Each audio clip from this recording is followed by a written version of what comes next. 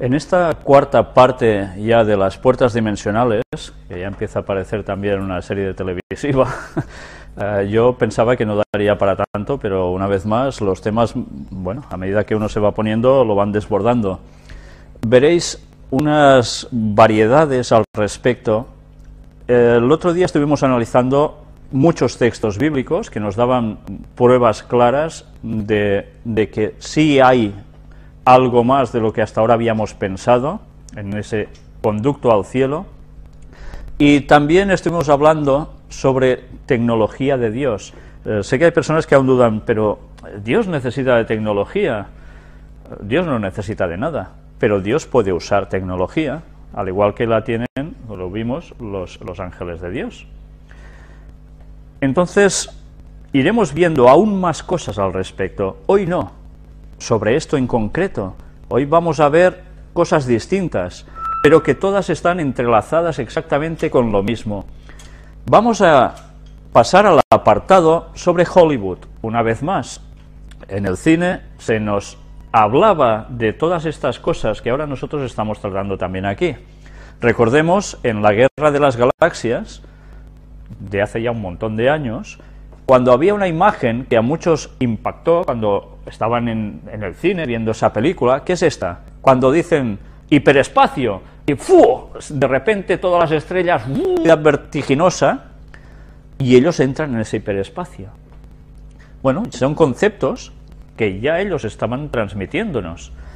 Vamos a seguir, porque en la película actual que ha salido hace unos días en los cines sobre los Vengadores de los cómics Marvel, del cual antes hemos hablado en una anterior conferencia, vamos a ver también que ahora resulta que la trama se desarrolla a partir de una cierta cosa. ¿Y es esto? Una puerta dimensional. En estas escenas, entre estos dos actores, el diálogo que tienen es: el cubo es una entrada al otro extremo del espacio, ¿no? Se entra desde ambos lados. El concepto queda bastante claro. Posteriormente, yo no la he visto, pero me han dicho de que se forma como una espiral que se abre y por allí salen ciertos personajes, ¿no? Incluso me han dicho que un personaje que sale es con dos cuernos, si no he entendido mal. Por tanto, bien, que de un cierto agujero así dimensional salga un cierto personaje así, bastante claro nos queda ya el concepto también de lo que puede pasar, ¿no? Ya estuvimos hablando de que no solo hay un solo camino para ir a Jerusalén y ya no hay más de estas cosas, sino que el diablo también desciende desde otro lugar, junto con sus ángeles caídos, por otros conductos. Vamos, pues, a ver también ahora un vídeo muy sorprendente de un fenómeno que pudo ser filmado en el cielo de Moscú en octubre de 2009. Entremos el vídeo.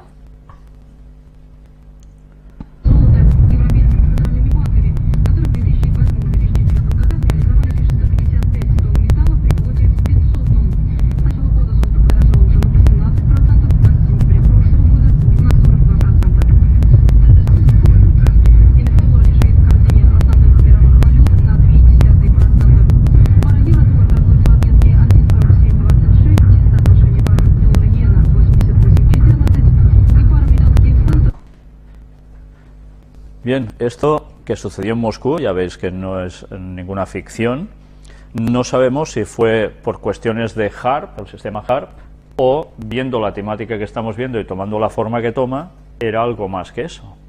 Sea como fuere, no es la última cosa extraña que se ha visto en Moscú. Vamos a ver también este otro vídeo, si lo que vamos a ver es o no una puerta dimensional.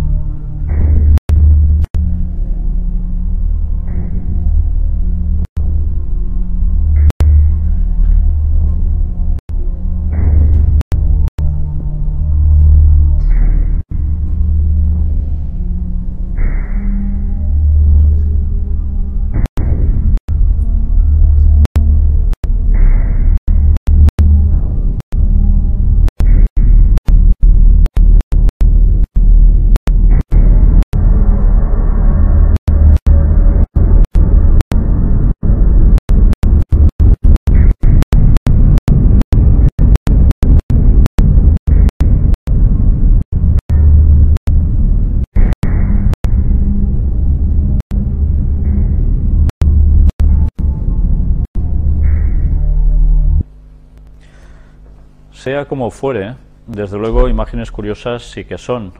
No sabemos si provocadas por el hombre o realmente por el tipo de lo que estamos viendo, cómo sucedían las cosas y cómo se describían incluso bíblicamente, podían llegar a ser así. Vamos ya ahora a hablar sobre teorías científicas. El gran colisionador de hadrones, ¿una puerta dimensional? ¿Sabéis que esto que está en Suiza, del cual se ha hablado tanto porque costó tanto dinero y que si fracasaba y habían pruebas que no iban bien, etcétera, etcétera, mucha gente sacó teorías de que se buscaba algo más con lo que podía suceder en ese lugar? Y mirad qué apareció relacionado con todo esto. Un científico militar superior del Large Hadron Collider dice que la máquina titánica posiblemente puede crear o descubrir fenómenos científicos nunca antes imaginados o desconocidos. Por ejemplo, una dimensión extra.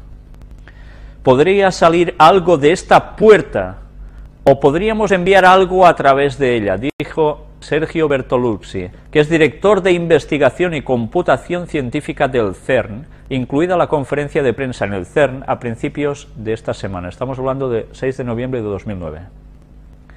Ellos, los científicos que están en estos ámbitos, parece ser que están buscando algo más de lo que está saliendo al conocimiento público normalmente. Y ya vemos con qué está o puede estar relacionado. Luego veremos si alguien sabía más de estas cosas, algún científico de hace ya unos cuantos años. Aquí tenéis toda una explicación del CERN, sobre el CERN, y mirad, entre otras cosas, de lo que se está buscando allí, encontrar respuestas. Si hay dimensiones extras, tal como predicen varios modelos inspirados por la teoría de cuerdas, y en caso afirmativo, ¿por qué no se han podido percibir? La teoría de cuerdas, asuntos de vibraciones, que nos hablan de dimensiones distintas. Pues todo esto están buscando si realmente es así o no. Y ya ves con qué va todo relacionado. Una noticia que también salió, que causó mucha polémica: el CERN halla partículas que se mueven más rápido que la luz. Ya sabéis que esto salió en septiembre de 2011, del año pasado, y luego se echó por tierra diciendo de que las pruebas probablemente habían fallado por alguna causa y tenían que volver a intentar encontrar dónde estaba el fallo, y parece ser que encontraron que había un fallo y que esas partículas en verdad no se han podido encontrar. Pero ellos están trabajando para encontrar partículas que vayan más rápidas que la luz. El CERN, en todo caso, insistió el jueves en que nada era oficial ni concluyente. En el laboratorio de física más grande del mundo se trabaja desde hace años para tratar de averiguar si es posible registrar velocidades superiores a la de la luz. Ellos no están quietos, están con estas cosas. El LHC busca universos paralelos. Los experimentos de física en alta energía pueden demostrar que hay más dimensiones de las que creemos. Qué cosas, ¿eh? Y aquí tenemos cómo nos habla del acelerador de partículas, nos va diciendo, y aquí vemos cómo es por dentro todo esto, es realmente una infraestructura tremenda, pero nos están hablando de esos universos paralelos que ellos están buscando. Ya veis que incluso es conocida como la máquina de Dios. Mirad qué nos pone aquí. Desde hace décadas, los físicos se han quemado las pestañas tratando de determinar si el universo realmente posee las 4 dimensiones de toda la vida, 3 físicas y una temporal, o si existen otras que por su naturaleza no podemos percibir. La teoría de cuerdas, por ejemplo, postula que las partículas de nuestro universo, como los electrones o protones, no son un mero punto sin estructura interna y de dimensión cero, sino una minúscula cuerda que vibra en un espacio-tiempo de más de 4 dimensiones. Sus defensores creen que estas cuerdas no se mueven en el espacio-tiempo ordinario de 4 dimensiones, tipo Kaluza-Klein, sino que lo hacen en 6 dimensiones adicionales, compactadas, dando lugar a un universo de 10 dimensiones, una temporal 3 espaciales normales y 6 minimizadas e indetectables por ahora. Los físicos del CERN que investigan los orígenes del universo esperan que en 2011 puedan obtenerse, gracias al LHC, las primeras pruebas concretas de estas dimensiones ocultas. Bien, de momento estamos en 2012 y no se ha dicho que hayan encontrado nada de esto. ¿Que lo hayan encontrado o no? Bueno, no sé si lo llegaremos a saber nosotros, pero ellos están trabajando en estas cosas. Y quizás con otras que no nos llegan a decir, no lo sabemos. El director general del CERN, Rolf Heuer, tiene la esperanza de que al analizar los datos generados por el acelerador aparezca alguna evidencia de estos, quizás mal llamados, universos paralelos. ¿Cómo podemos saber que una de estas dimensiones ocultas existe realmente? Si los físicos del CERN creen que al analizar los datos del acelerador podrían encontrar rastros de que alguna partícula desaparece durante un brevísimo lapso de tiempo para luego aparecer nuevamente. Si ello ocurre, una de las explicaciones posibles sería que la partícula en cuestión se ha deslizado a alguna de estas 6 dimensiones ocultas para luego volver al universo que todos conocemos. Esto de producirse y probarse su existencia no significa que tengamos ni remotamente la posibilidad de explorar o viajar a estos universos paralelos. Solo habríamos probado que la estructura íntima de la materia es diferente a lo normalmente aceptado, que por supuesto no es poca cosa. Ya veis que son conceptos que a los que no llegamos al mundo del ámbito científico, sobre todo de la física y demás, a veces se nos escapan. Pero sí que es cierto que la gente que normalmente está puesta en conocimientos más esotéricos, aunque a veces se crean que no tienen nada que ver lo que ellos piensan al respecto, sí hablan de estas teorías de cuerdas, de estas vibraciones universales, etcétera, etcétera. Ya sabéis que cuando el río suena, y en el plan satánico suena y mucho, puede llevar también su agua, ¿eh? Ya sabéis que Dios hace cosas y Satanás las plagia y luego le da su toque para desvirtuar las cosas de Dios, llevando a la gente al polo que Él quiere. Así sería un viaje a través de un agujero negro. Esto es lo que veríamos si consiguiéramos atravesar uno de estos túneles cósmicos, en lo que el espacio y el tiempo se deforman hasta lo inverosímil. Esta es la recreación de un agujero negro. Vamos primero a pasar una serie de imágenes y luego unos vídeos. No se trata de la interpretación de un artista, sino de una rigurosa simulación realizada con una supercomputadora programada para seguir fielmente las reglas de la relatividad general. El resultado obtenido por el astrofísico Andrew Hamilton de la Universidad de Colorado en Boulder es un vídeo de lo que veríamos si pudiéramos viajar a través de un agujero negro hasta un lugar cualquiera del universo. Un viaje alucinante donde los haya, y muy lejos, por cierto, del alcance de la tecnología actual. De la nuestra. Aquí ya veis una imagen extraída del vídeo. Aquí nos va explicando más cosas al respecto. Todo esto lo podéis ir leyendo en vuestras casas, si podéis ir deteniendo las imágenes para no alargar más. Y aquí tenéis distintas imágenes con distintas explicaciones sobre lo que ha hecho este señor. Aquí veis otra imagen de uno de los vídeos. Hay más de uno al respecto. En uno veréis que es corto, otro es más extenso, en uno salen cosas que en el otro no salen.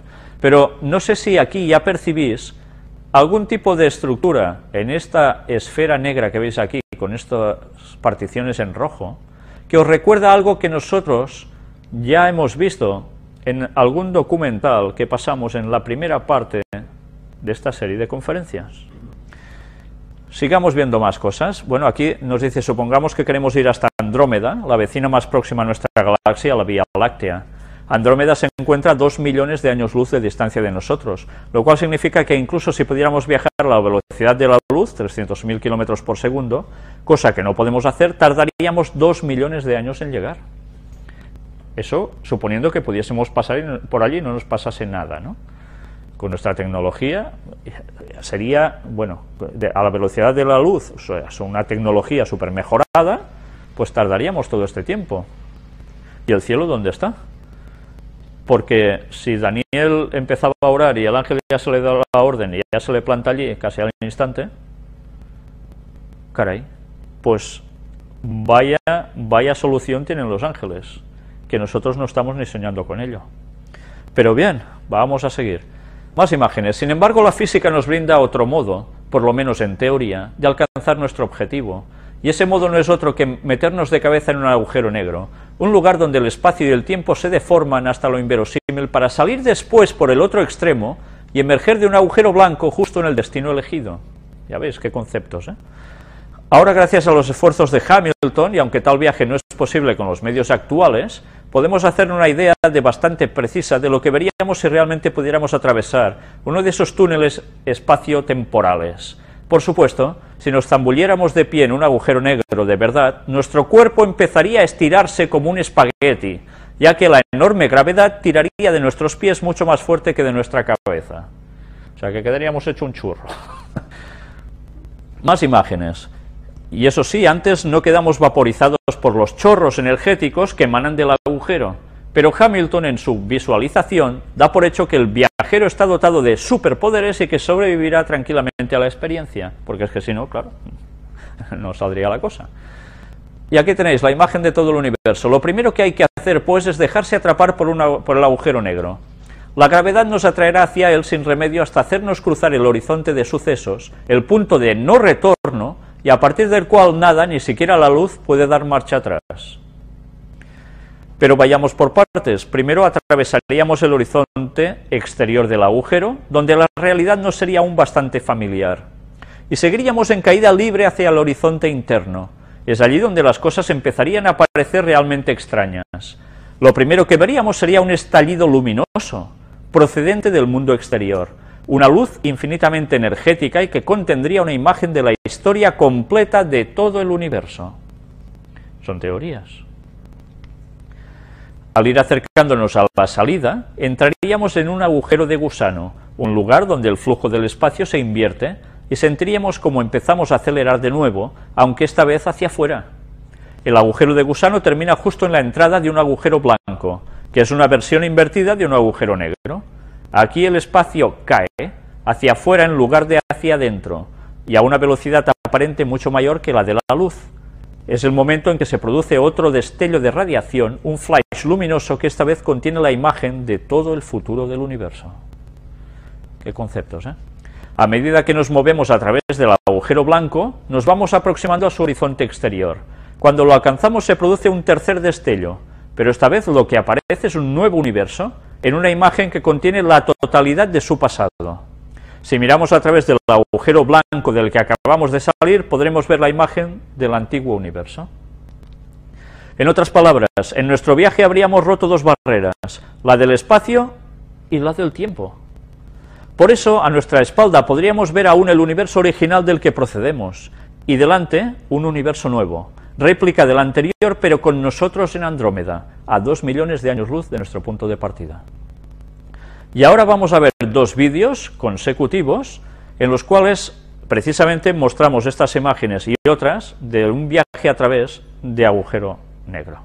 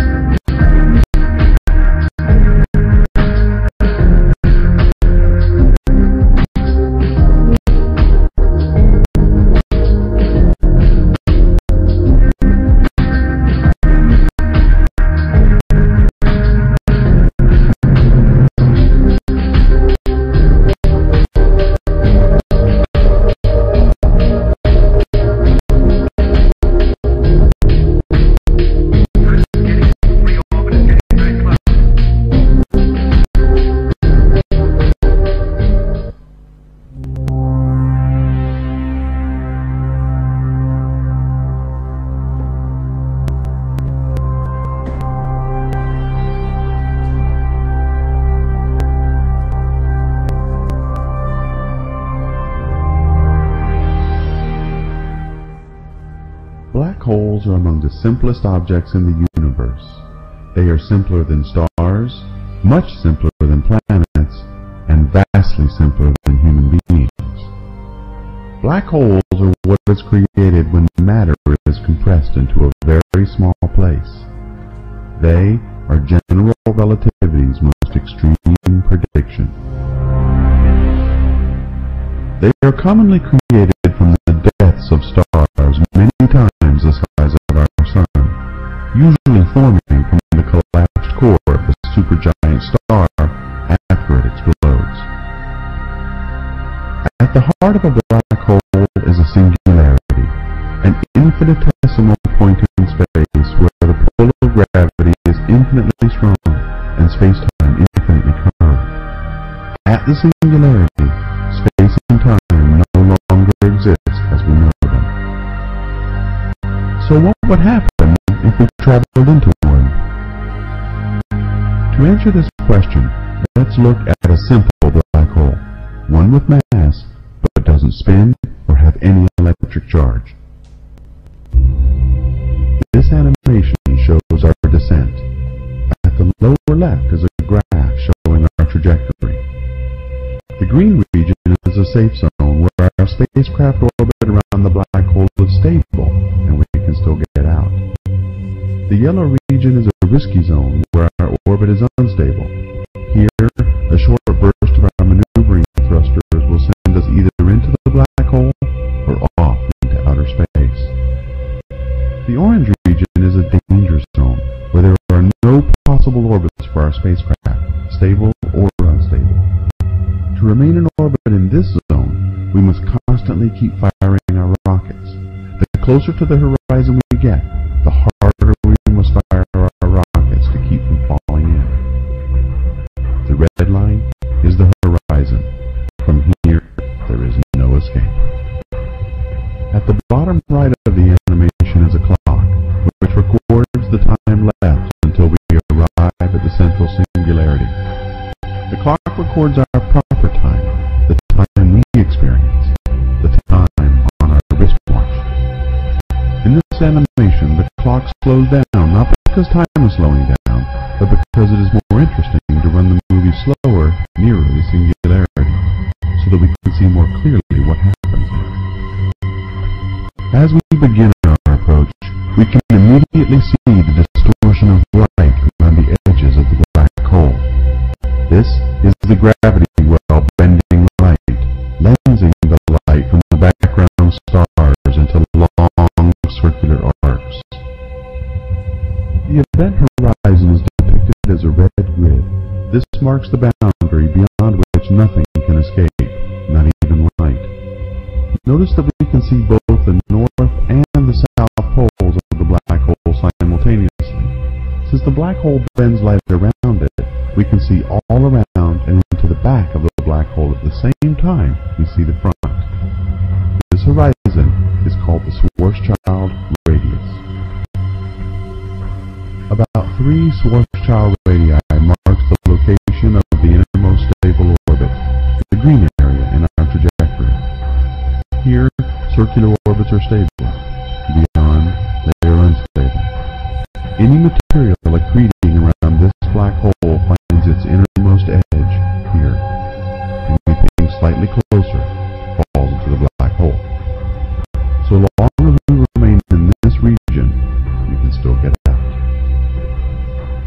At about 2 Schwarzschild radii, we reach the risky zone, an area of unstable orbits. Any slip up here, such as a small firing of our thrusters, would randomly send us either headlong into the black hole or flying away from it.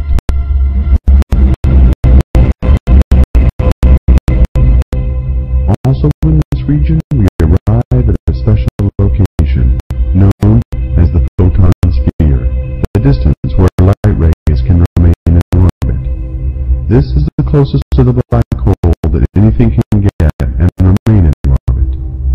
For our rocket to stay here, our thrusters would have to expend an infinite amount of energy.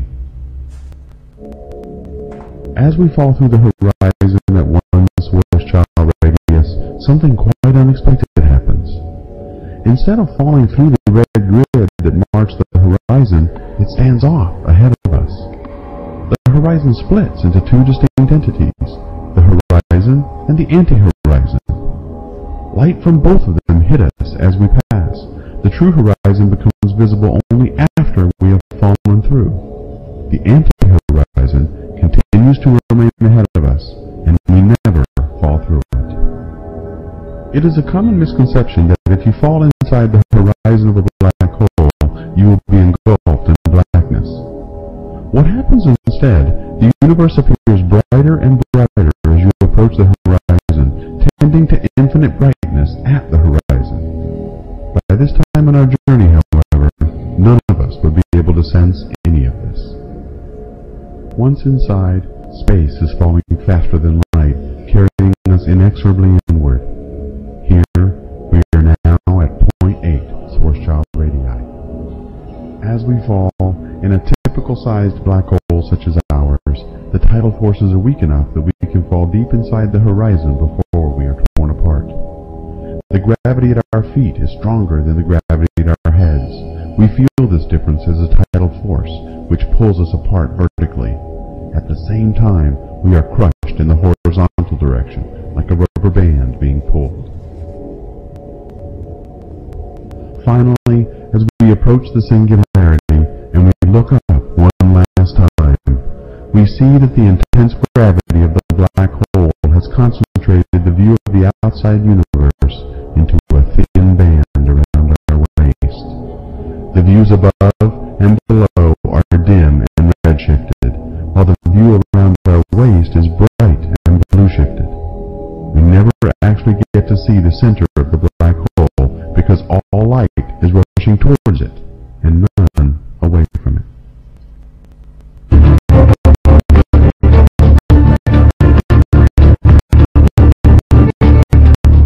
Sadly, we will never reach our final destination of the central singularity.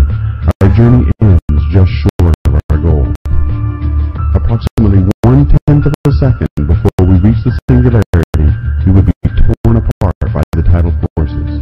This happens regardless of the mass of the black hole. In all black holes of any size, our journey will end at roughly the same spot.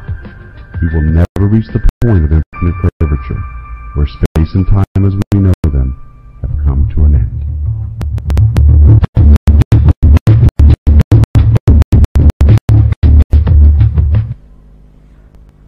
Lo interesante de este vídeo que hemos puesto, bueno, aquí están dando toda una explicación del funcionamiento. Lo interesante era, sobre todo, que os dieseis cuenta de esas imágenes. Cuando entraban en el agujero negro, se veían las imágenes en rojo que hacían un cierto tipo de dibujo. Si recordáis el primer vídeo que pasamos en la primera tanda de esta serie sobre puertas dimensionales, vimos como precisamente se mostraban un tipo de energías que movían todo el universo y que se reflejaban en muchas cosas distintas, ¿no? Pues si os habéis fijado, el funcionamiento más o menos, el esquema, seguía siendo el mismo.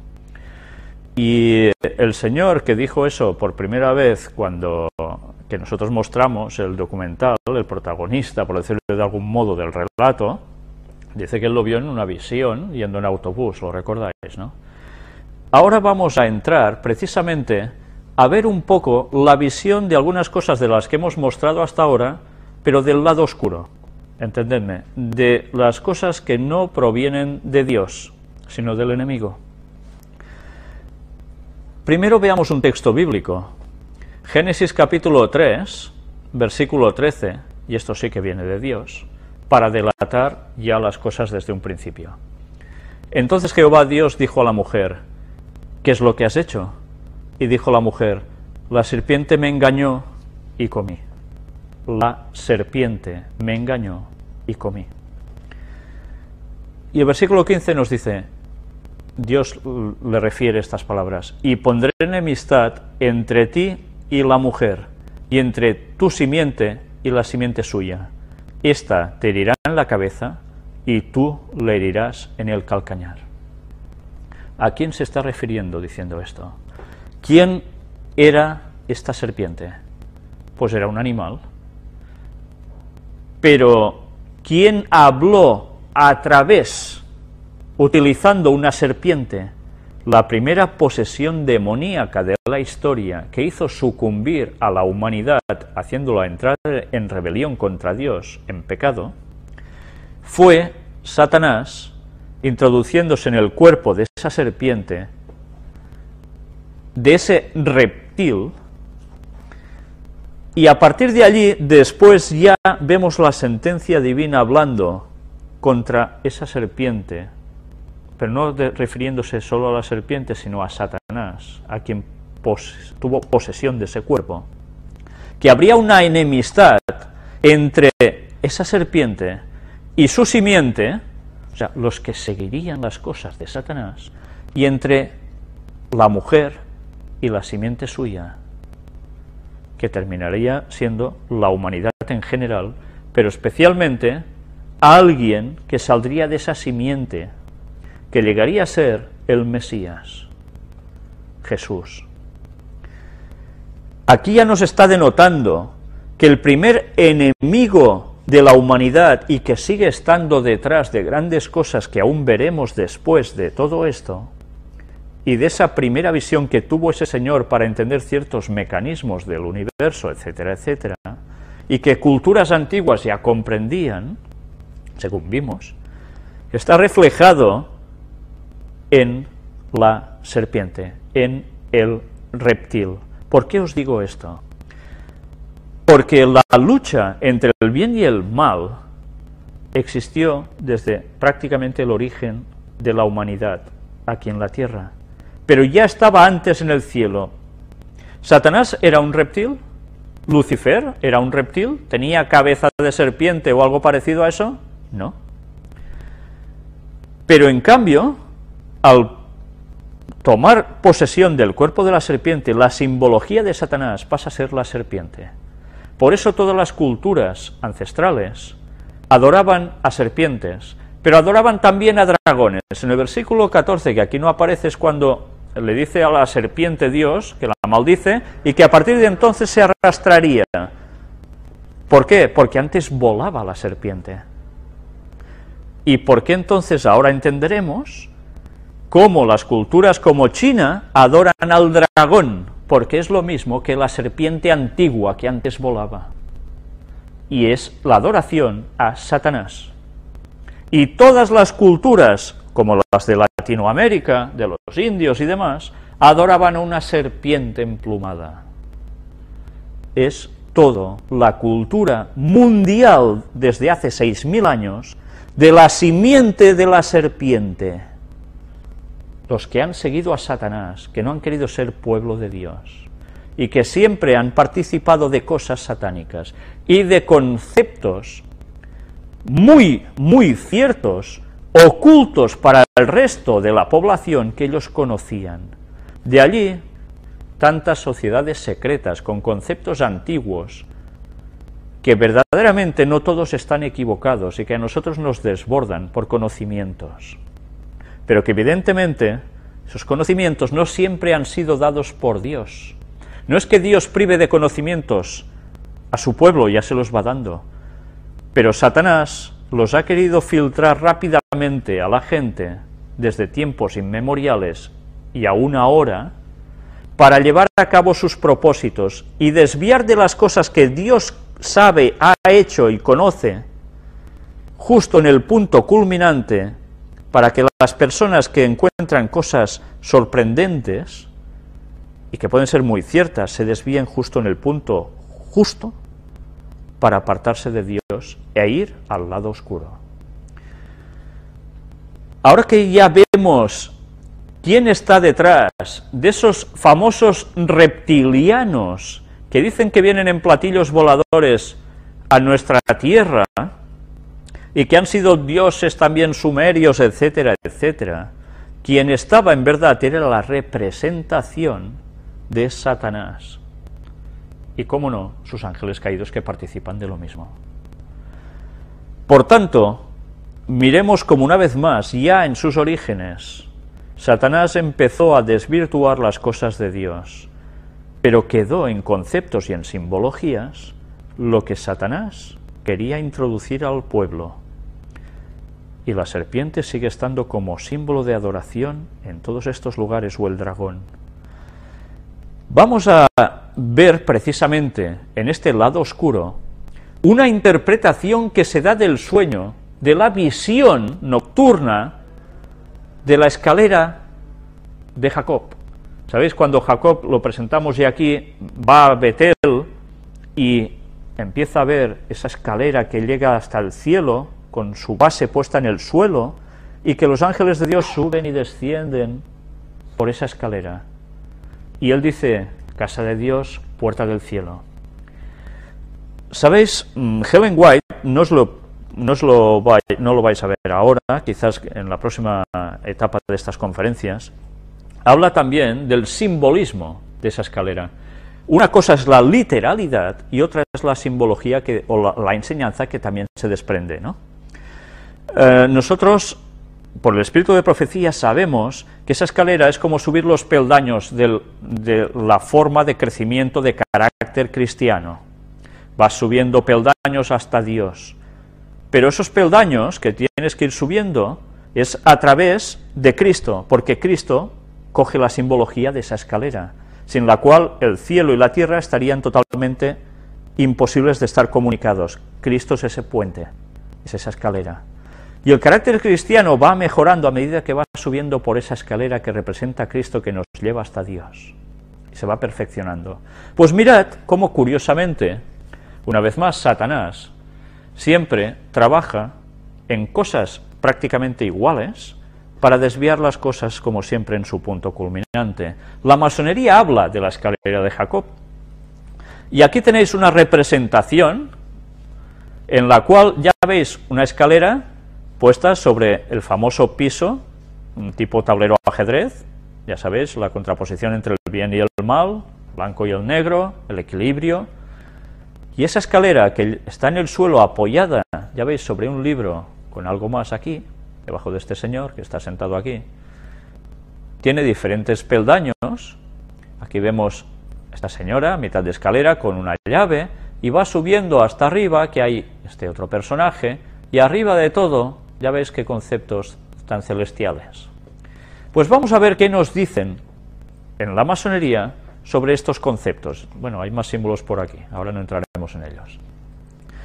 La escalera de Jacob es el emblema de las virtudes y de las cualidades espirituales del alma. Tiene 7 escalones que corresponden a los 7 planetas. ¿Habéis visto vosotros que en algún momento la Biblia o Ellen White hablen de 7 escalones? No. Pero ellos ya cogen el número 7 y lo ponen aquí, que es la perfección, ¿no? Indicando el progreso o elevación progresiva del hombre en sucesivos estados de conciencia. Ya veis, siempre hablando de estados de conciencia, para ir subiendo. Desde lo material a lo divino. Los estados o condiciones de la conciencia, así como los pensamientos, se elevan hacia el cielo como aspiraciones y se manifiestan en nosotros como inspiraciones. Estos son los ángeles y arcángeles de Dios. Anda, qué explicaciones.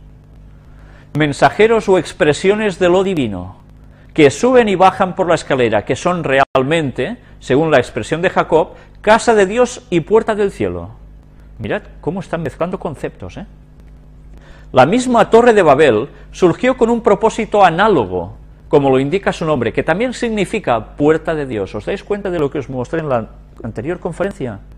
Satanás plagiando lo de Dios. Babel era algo más que una simple torre para huir de un posible diluvio, porque ellos buscaban también eso. Los 7 peldaños o puertas de la escalera se consideran, respectivamente, formados de plomo, cobre, hierro, estaño, amalgamas, plata y oro, correspondiendo a los 7 planetas que dominan sobre estos metales y a las virtudes de la prudencia, templanza, fortaleza, justicia, fe, esperanza y caridad. Jacob salió de Beerseba y fue a Harán. Llegando a cierto lugar, se dispuso a hacer noche allí porque ya se había puesto el sol. Tomó una de las piedras del lugar, se la puso por cabezal y acostóse en aquel lugar. Y tuvo un sueño, soñó con una escalera apoyada en tierra y cuya cima tocaba los cielos. Y aquí que los ángeles subían y bajaban por ella, y vio que Jehová estaba sobre ella, y que le dijo: yo soy Yahvé, el Dios de tu padre Abraham y el Dios de Isaac. Despertó Jacob de su sueño y dijo: así pues, está Yahvé en este lugar, y yo no lo sabía. Y asustado dijo: qué temible es este lugar, esto no es otra cosa, sino la casa de Dios y la puerta del cielo. Mirad, están utilizando los textos bíblicos que nosotros también estuvimos utilizando. Levantóse Jacob de madrugada y tomando la piedra que se había puesto por cabezal, la erigió como estela y derramó aceite sobre ella. Y llamó a aquel lugar Betel, aunque el nombre primitivo de la ciudad era Luz. Ya veis, de la Biblia de Jerusalén citan esto, Génesis 28, del 10 al 19. Consideremos dentro del simbolismo esotérico de la escalera de Jacob que los ángeles representan propiamente los estados superiores del ser. La escala debe considerarse como apoyada en tierra por su parte inferior, lo cual significa que para nosotros, nuestro mundo mismo es el soporte a partir del cual debe efectuarse el ascenso. Bueno, dicen cosas que sí y cosas que ya son un poco distintas. Recordemos la última parte del sueño de Jacob. Despertó Jacob de su sueño y dijo: así pues está Yahvé en este lugar, y yo no lo sabía. Y asustado dijo: qué temible es este lugar, esto no es otra cosa sino la casa de Dios y la puerta del cielo. Levantóse Jacob de madrugada y tomando la piedra que se había puesto por cabeza, la erigió como estela y derramó aceite sobre ella. Y llamó a aquel lugar Betel, aunque el nombre primitivo de la ciudad era Luz. La palabra griega omphalos significa ombligo, pero designa también de una manera general todo lo que es centro. El símbolo del omphalos podía ser emplazado en un lugar que era simplemente el centro de una región determinada, centro espiritual. Por otro lado, más bien que centro geográfico, aunque los dos hayan podido coincidir en ciertos casos, pero si ello es así, es porque tal punto era verdaderamente, para el pueblo que habitaba la región considerada, la imagen visible del centro del mundo. Estad atentos, porque lo que estáis viendo es una interpretación cabalística, y en estos casos no siempre va equivocada, y a veces, dicen cosas que nosotros ni pensamos y que son ciertas, pero se mezcla siempre con algo que no es correcto. Pero lo que está diciendo aquí es cierto. Eso es así. La representación material del omphalos será generalmente una piedra sagrada, lo que a menudo se llama betilo, y esta última palabra no parece ser otra cosa que la hebrea Beit-El, casa de Dios. Y tuvo un sueño, soñó con una escalera apoyada en tierra y cuya cima tocaba los cielos, y aquí que los ángeles subían y bajaban por ella, y vio que Jehová estaba sobre ella y que le dijo: yo soy Yahvé, el Dios de tu padre Abraham y el Dios de Isaac. La idea de la escala debemos entenderla en tanto se efectúa un perpetuo movimiento ascendente y descendente. Permitir que tal movimiento se realice es, en efecto, el destino esencial de la escala. La escala sugiere algunas observaciones. Sus dos travesaños verticales corresponden a la dualidad del árbol de la ciencia, o en la cábala hebrea, a las dos columnas, la de la derecha y la de la izquierda, del árbol sefirótico. ¿Os dais cuenta cómo ahora van más allá ellos? Ya empiezan a coger la simbología y la aplican de un modo cabalístico, con el árbol sefirótico, etcétera, etcétera. Aquí entramos en cosas satánicas, de modo súper sutil. Árbol de la ciencia. Ya sabéis, quien transmitió el conocimiento para ellos, ¿quién era el portador de luz? Lucifer, no Dios. Ya sabemos que Lucifer significaba portador de luz, pero para ellos sigue siendo el portador de luz, no Dios. Lucifer dejó ya de poderse llamar Lucifer, ahora es Satanás, adversario, diablo, serpiente antigua. Se ve que la escala ofrece así un simbolismo muy completo. Podría decirse, como un puente vertical que se eleva a través de todos los mundos y permite recorrer toda su jerarquía pasando de peldaño en peldaño, y a la vez los peldaños son los mundos mismos, es decir, los diferentes niveles o grados de la existencia universal. Realicemos un breve resumen con los principales elementos simbólicos que pueden develarse en torno a la escalera de Jacob. La escalera de Jacob es el emblema de las virtudes y de las cualidades espirituales del alma. ¿Está equivocado esto? No, en cierto modo es así. Los estados de la conciencia en el ser humano se elevan hacia el cielo como aspiraciones y se manifiestan en nosotros como inspiraciones. Estos son los ángeles y arcángeles de Dios que bajan por la escalera.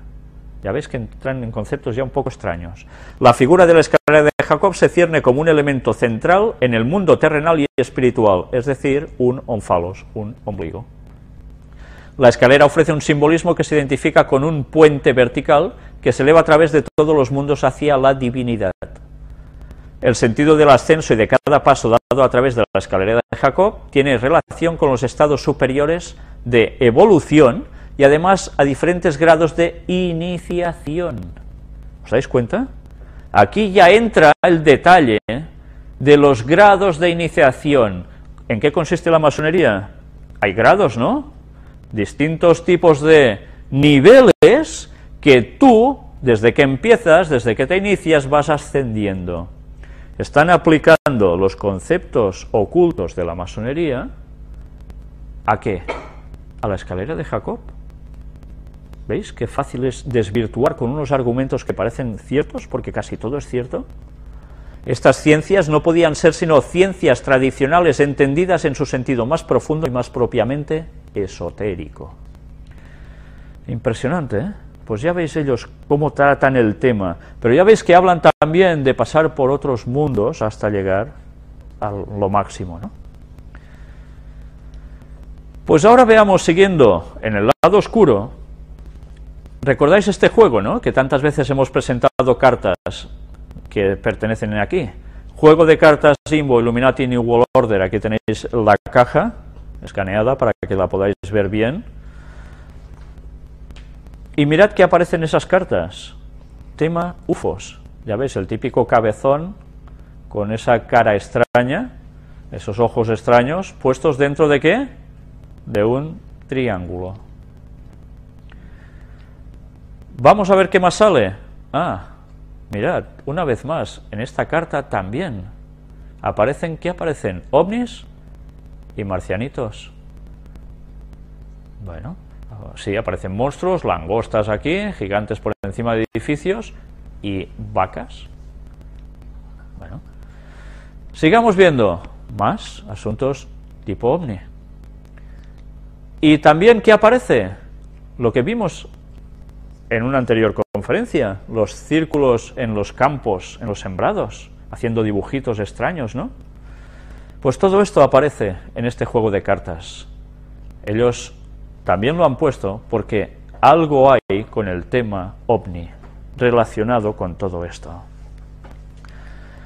Y ahora vamos a hablar precisamente de alguien que dice, ¿qué tiene que ver Nikola Tesla, este gran científico, gran inventor, poco conocido y reconocido a nivel de escuelas, de universidades, etcétera, y que fue tan importante y mucho más importante que el mismísimo Thomas Edison y muchos otros de su época, del cual precisamente se desprende el sistema de HAARP, entre otras muchas cosas.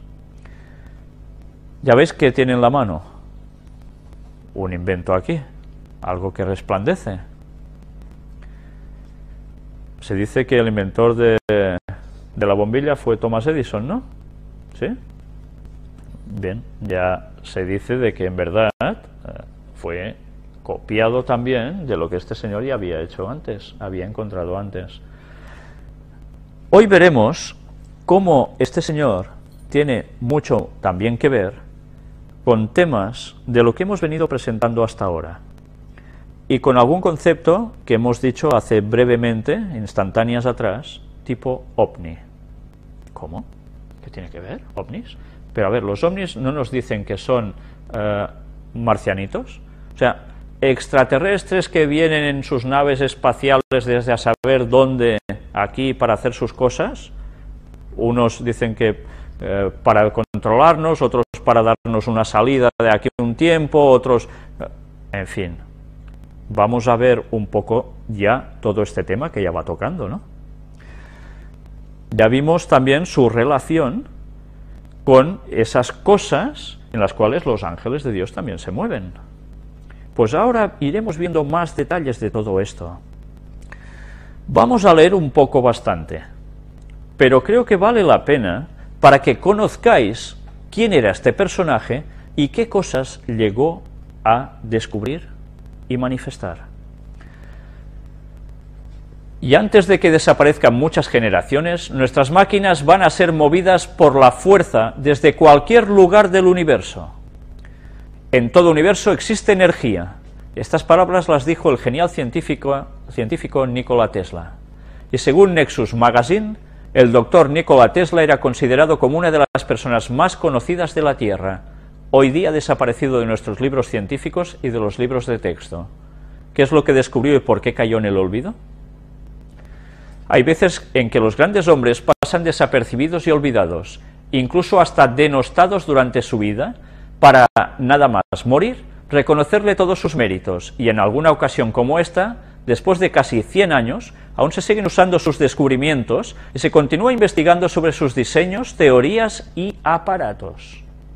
Fue un hombre que se había adelantado a su tiempo, en el amplio sentido de la palabra. Estad atentos a lo que vais a ver, porque verdaderamente no tiene desperdicio. Nikola Tesla nació el 9 de julio de 1856 en Smiljan, Croacia, que por aquel entonces formaba parte del Imperio Austrohúngaro. Su padre abandonó la carrera militar para convertirse en sacerdote de la Iglesia Ortodoxa Serbia.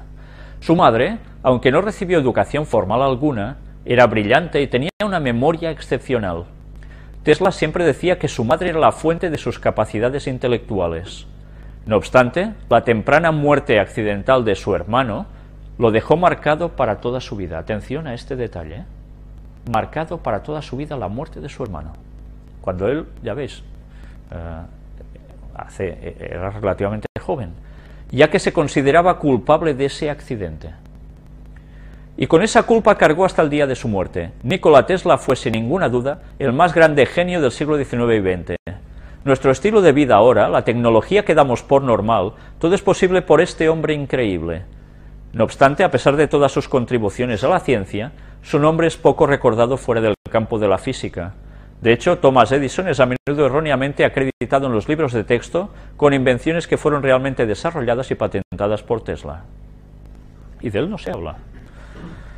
La mayoría de los eruditos reconocen que la oscuridad en torno a Tesla es parcialmente debida a sus maneras excéntricas y a sus fantásticas afirmaciones, durante los años decadentes de su vida, de comunicarse con otros planetas y sobre sus rayos mortales. ¿Qué está diciendo? ¿Comunicarse con otros planetas y rayos mortales? Es ahora sabido que muchos de estos fantásticos inventos de Tesla son científicamente válidos y funcionales. Simplemente le ha tomado a la humanidad mucho tiempo ponerse al día con algunas de las asombrosas ideas de un hombre que murió en 1943, en plena Guerra Mundial, la Segunda. Es conocido que Tesla sufrió problemas financieros en su vida adulta. Por esto Tesla tenía que mudarse continuamente al no poder costearse sus viviendas. Quiero deciros de que Tesla estuvo también ayudado, financiado por un señor conocido, muy conocido, llamado J.P. Morgan. Y que llega un momento en que este hombre le retira todo su apoyo, porque este señor descubrió tipos de energía, de electricidad además, que se podía transferir ya no por cables. Y precisamente J.P. Morgan era el dueño del cobre. Y claro, pues dijo, pues aquí te quedas, muchacho. Y empezaron a pasarle cosas extrañas a este señor, hasta el punto en que toda su documentación fue robada, etcétera, etcétera. Vamos a ir viendo si J.P. Morgan, precisamente hemos visto que del lado de Dios no se puede decir que estuviera, vamos a ver si este señor sí. Iremos viendo cosas. Es conocido que Tesla sufrió problemas financieros en su vida adulta. Por esto Tesla tenía que mudarse continuamente al no poder costearse sus viviendas. El Hotel Waldorf Astoria en Nueva York fue la residencia de Tesla durante 20 años y tuvo que mudarse en 1920 al no poder costearlo más. Recordad que del Waldorf Astoria nosotros también estuvimos hablando en las conferencias, porque iba asociado a cierta familia vinculada también a cierto grupo de poder mundial. Luego se mudó al Hotel San Regis pero de nuevo fue forzado a desocuparlo debido a la carencia de apoyo financiero. Forzado a mudarse de hotel en hotel, a menudo dejó baúles con documentos como garantía por sus deudas. Estos baúles, que fueron ansiosamente buscados después de la muerte de Tesla, se habían vuelto la clave para abrir el misterio de quién fue realmente Nikola Tesla y la increíble vida que llevó secretamente. Aquí tenéis una de las imágenes de Nikola Tesla. Ya ves qué rayos salían. Estaba trabajando con asuntos de electricidad. Tesla investigó las ondas de alto voltaje, de alta y baja frecuencia, y sus efectos terrestres, atmosféricos y sobre los cuerpos sólidos. ¿Suena hard? También fijó las bases científicas de la teoría dinámica de la gravedad, así como varias formas de obtener energía libre. ¿Recordáis que hemos ido presentando motores de energía libre, etcétera, etcétera? Pues bien, aquí también lo tenéis. Hacia 1900, Tesla dirigió especialmente sus investigaciones a la electropulsión y efectuó una serie de experimentos en Colorado Springs. Los resultados de estos experimentos fueron tan colosales que dejaron a los científicos del momento sin habla. Hubo un momento en que él también hizo unas pruebas sobre ciertos edificios que empezaron a vimbrear tanto que el experimento tuvo que pararse. Bueno, sigamos. Cuando Tesla llegó a Estados Unidos, llevaba bajo el brazo los planos para la construcción del primer platillo volador del mundo. ¿Qué? Que volaba sin necesidad de energía externa. Tenía intención de presentarlos en la Convención de Ginebra como solución para lograr la paz mundial y para la liberación de la energía. Tenía fantásticas teorías sobre el magnetismo y la antigravedad, así como sobre otras formas de energía libre. La tecnología de la autopropulsión, inventada por Tesla, fue la base de las naves espaciales tripuladas que hoy llamamos platillos volantes. Pero el gobierno de los Estados Unidos nunca dio a Tesla la oportunidad de poner en práctica todos sus hallazgos. Sin embargo, aquellas invenciones de Tesla fueron utilizadas por la Alemania nazi en sus Foo Fighters entre 1920 y 1930 y posteriormente en ingenios mucho más avanzados. Aquí tenéis un esquema de cómo funcionaba un ovni. Bien, sigamos. Nikola Tesla ha sido acreditado como creador de mucha de la tecnología que hoy en día tenemos. Sin el genio de Tesla no tendríamos radio, televisión, electricidad, aire acondicionado, la bobina de Tesla, iluminación fluorescente, las luces de neón, dispositivos de radiocontrol, robótica, rayos X, radar, microondas y docenas de otros asombrosos inventos. Debido a esto, no es de sorprenderse que Tesla también investigó en el mundo del vuelo y posiblemente de la antigravedad. De hecho, su última patente, en 1928, era para una máquina voladora que semejaba tanto a un helicóptero como a un avión. Antes de morir, Tesla ideó, según informes, los planos para el motor de una nave espacial. Él la llamó Space Drive, o impulsión del campo antielectromagnético. Nikola Tesla recientemente ha sido sujeto de controversia, debido a que se afirma que estuvo involucrado en uno de los misterios más secretos de la Segunda Guerra Mundial, el experimento Filadelfia, del cual nosotros estuvimos presentando también aquí. Este experimento, también conocido como Proyecto Arcoiris, fue supuestamente un intento por parte de la Marina de crear un barco que no pudiera ser detectado por minas magnéticas y o radar. Sin embargo, sus resultados fueron muy diferentes y mucho más peligrosos de lo que la Marina hubiera esperado. Las pruebas habrían empezado el verano de 1943 y hasta cierto punto tuvieron éxito al principio. Una prueba el 22 de julio de 1943 volvió a Buzz Aldrin casi totalmente invisible, con algunos testigos reportando una niebla verdosa. Sin embargo, algunos miembros de la tripulación se quejaron posteriormente de náuseas. Ya sabéis que esto aún queda en la incertidumbre. ¿Fue realmente así? ¿No fue realmente así? En ese momento, el experimento fue alterado a petición de la Marina con el objetivo de hacer al navío invisible únicamente a los radares.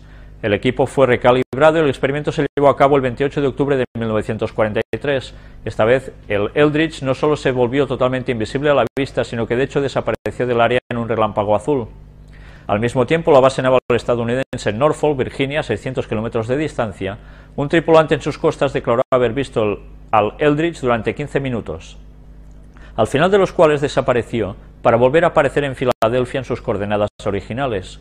Fue supuestamente un caso accidental de teletransportación. Según el relato de Carl Allen, los efectos fisiológicos en la tripulación fueron profundos. Mareos muy violentos, personal que desapareció por completo, otros que simplemente se volvieron locos o padecieron esquizofrenia severa. Y lo más terrorífico fue el hallazgo de 5 miembros de la tripulación fundidos completamente con la estructura de metal de la proa del buque, mientras otros tantos sufrieron desmaterializaciones de algunas partes de sus cuerpos.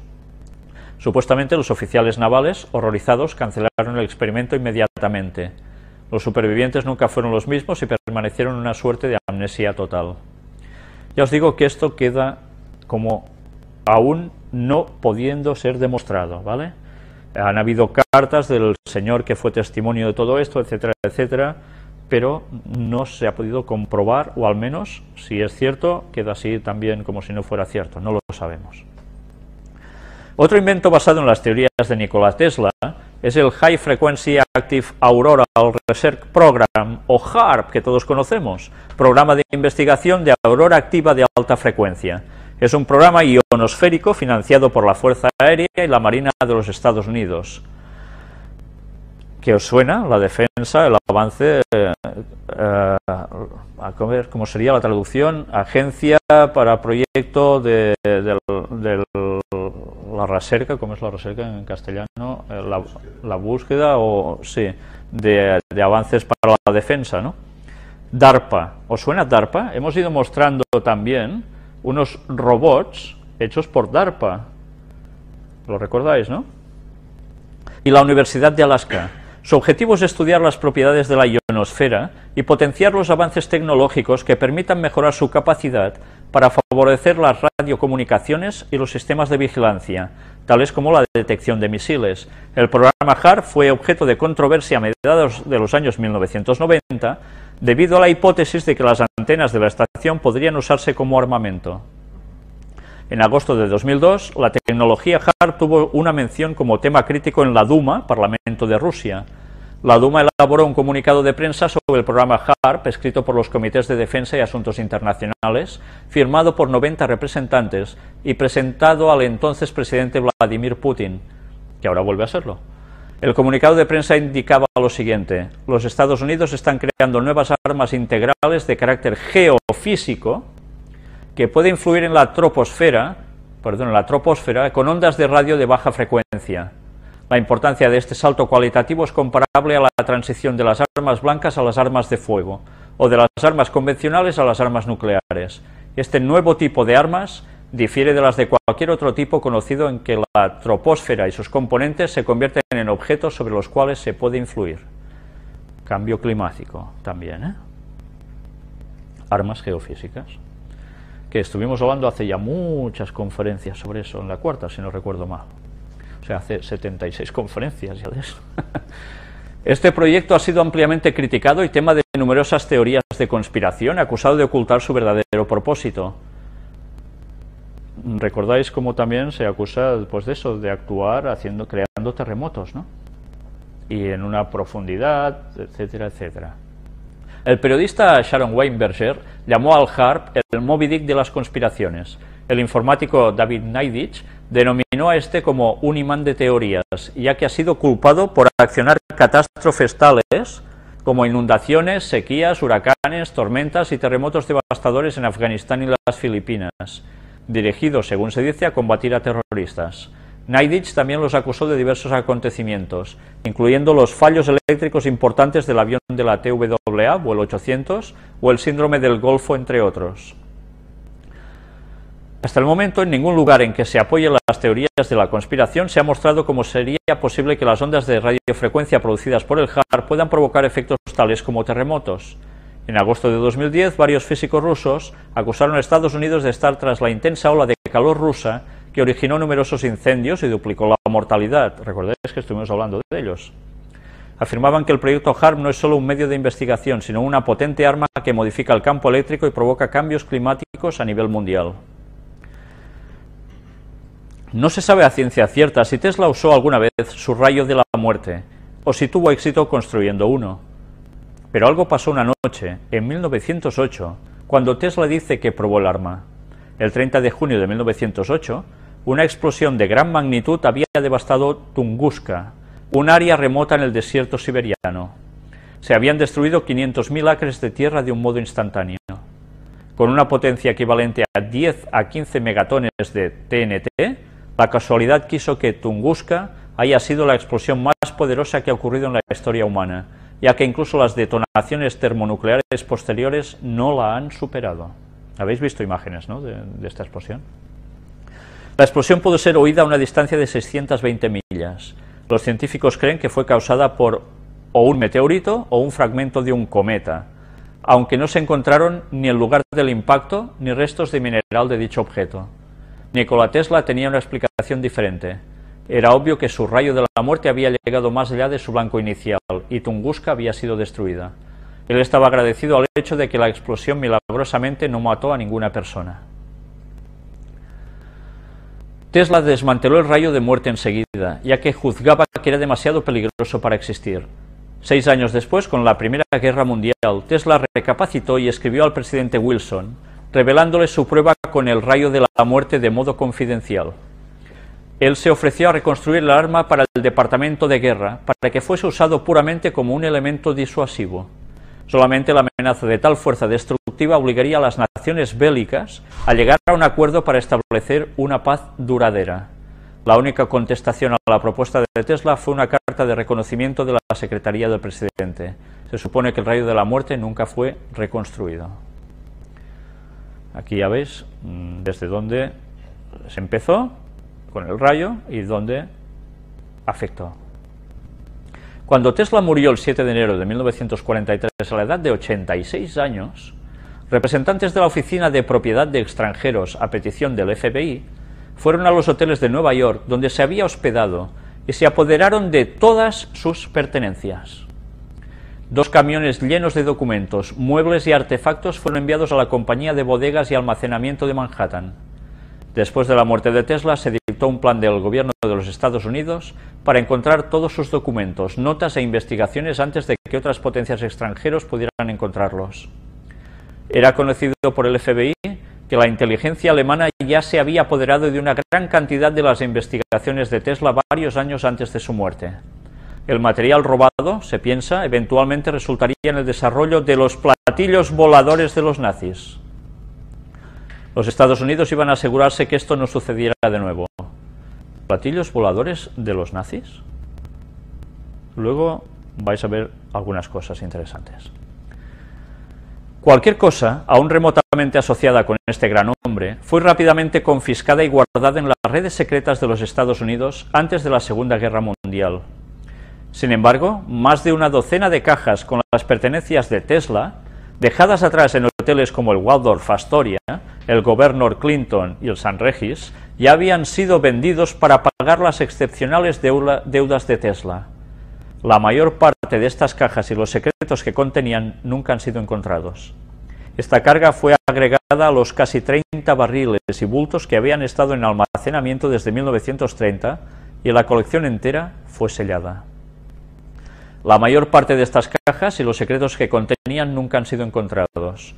En 1976, 4 cajas indistinguibles de papeles fueron subastadas en la venta de la propiedad de un tal Michael P. Burns, vendedor de libros en Manhattan. Esta subasta tuvo lugar en Newark, New Jersey, con las cajas y sus contenidos siendo comprados por Dale Alfrey por la suma de $25. Alfrey no tenía idea de lo que había en las cajas al comprarlas. Cuando más tarde las revisó, se sorprendió al encontrar lo que parecían ser documentos de laboratorio y notas personales de Nikola Tesla. Algunos de los papeles perdidos de Tesla habían resurgido. No obstante, debido a la ignorancia de su importancia, casi se pierden una vez más. En 1976 el nombre de Nikola Tesla no era muy conocido. Alfred no tenía idea de la importancia de los papeles que ahora le pertenecían. Revisando una increíble cantidad de material, el primer pensamiento de Alfred es que había destapado las notas de un escritor de ciencia ficción. Lo que leyó fue tan increíble que parecía imposible que algo de eso fuera cierto. Teniendo poco interés en lo que había comprado, Alfred escondió las cajas en su sótano, pensando que las revisaría de nuevo más tarde, cuando tuviera más tiempo. Pasaron 20 años antes de que Alfred encontrara tiempo para abrir las extrañas cajas. Desafortunadamente el tiempo no fue muy amable con el preciado contenido dentro de las cajas. Ya para entonces los papeles se habían enmohecido gravemente y la tinta se había descolorado por los años en el húmedo sótano. Alfred estaba determinado a no dejar desaparecer para siempre este material y comenzó el laborioso esfuerzo de tratar de transcribir la información antes que fuera demasiado tarde. Sin embargo, Alfred pronto se encontró capturado en la lectura de los notables papeles. Las notas de Tesla eran sorprendentes por sus revelaciones de la vida secreta del científico, una vida que hasta ese momento nunca había sido mencionada por Tesla o documentada por sus biógrafos. Estos diarios perdidos revelaban que en 1899, mientras estaba en Colorado Springs, Tesla interceptó comunicaciones de seres extraterrestres que secretamente estaban controlando la humanidad. ¿Qué? Él dice esto. ¿Era mentira? ¿O verdaderamente interceptó comunicaciones de seres extraterrestres? Cuidado, ser extraterrestre no quiere decir venir de un planeta lejano a darse una vueltecilla por aquí. ¿Quién es extraterrestre? ¿Dios? Sí. ¿Y quién más? ¿Hay habitantes en otros mundos? Lo hemos visto por citas, etcétera, y textos bíblicos, sí, pero no vienen aquí. Entonces, ¿estas comunicaciones? Los ángeles caídos son extraterrestres, no son de aquí. Bueno, ¿será esto lo que este hombre encontró? Ya iremos viendo más cosas.